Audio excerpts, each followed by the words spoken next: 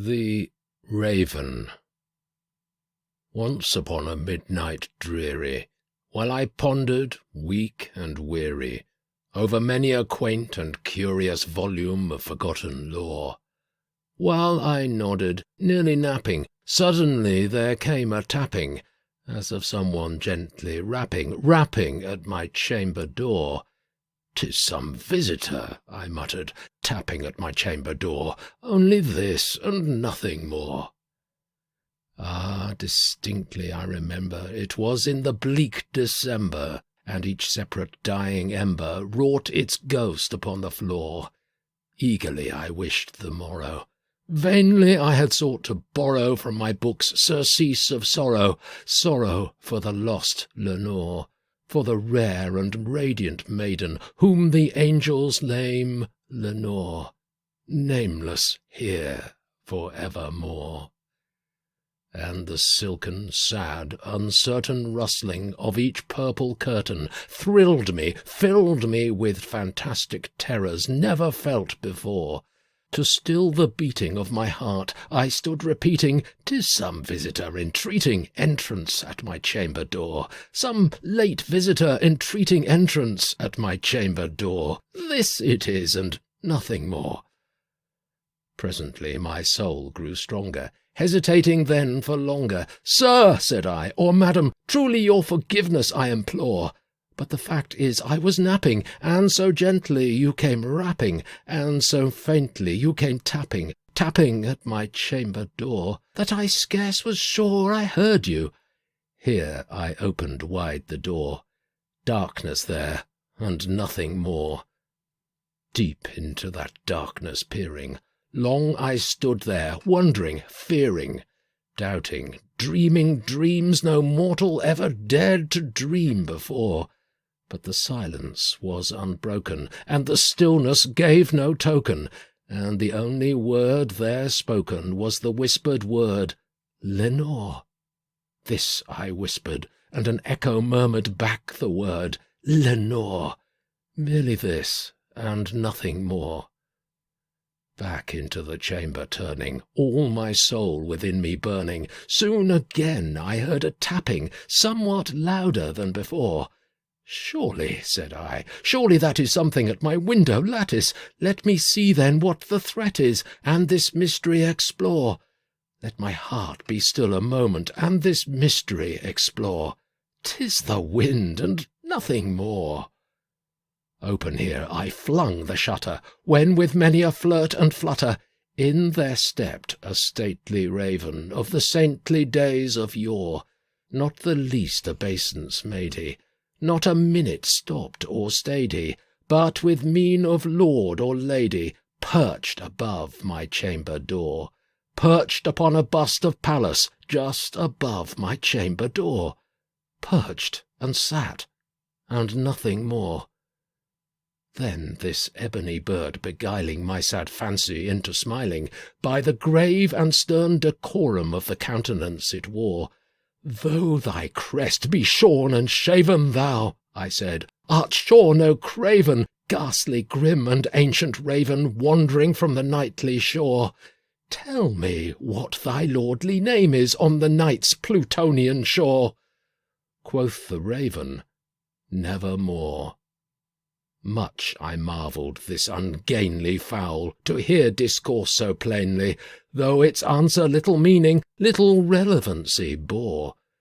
For we cannot help agreeing that no living human being ever was blessed with seeing bird above his chamber door, bird or beast upon the sculptured bust above his chamber door, with such name as Nevermore.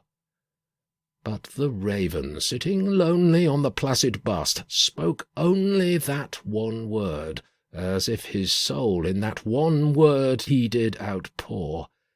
Nothing further then he uttered, not a feather then he fluttered, till I scarcely more than muttered, "Other friends have flown before. On the morrow he will leave me, as my hopes have flown before."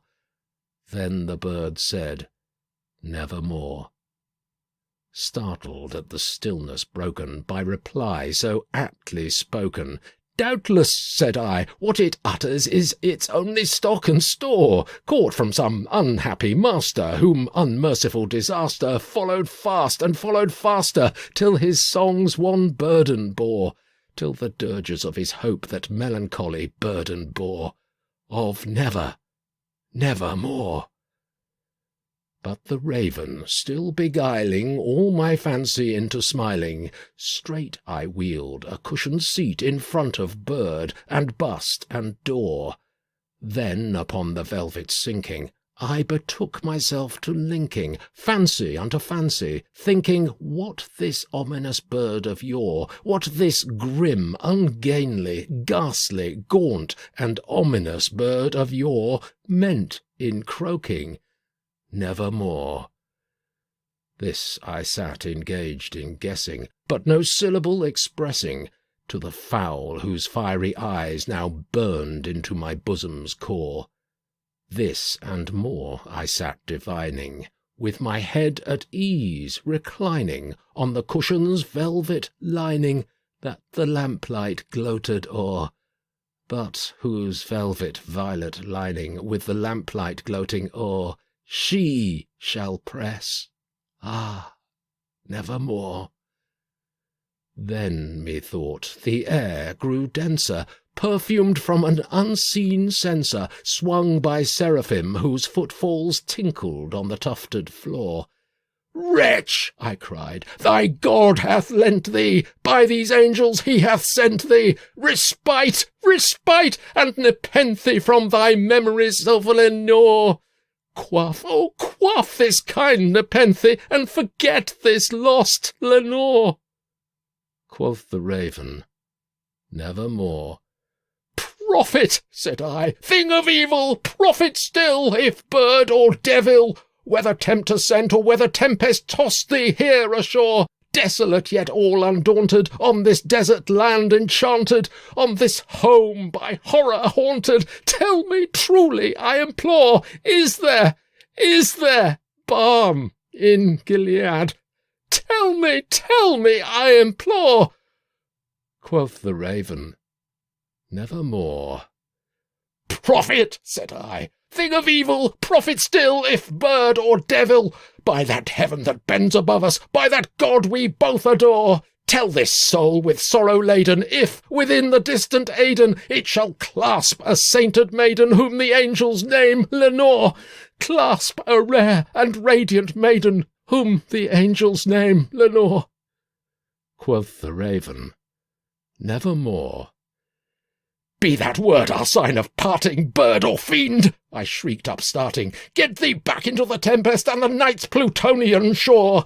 Leave no black plume as a token of that lie thy soul hath spoken. Leave my loneliness unbroken. Quit the bust above my door. Take thy beak from out thy heart, and take thy form from off my door." Quoth the raven, "Nevermore."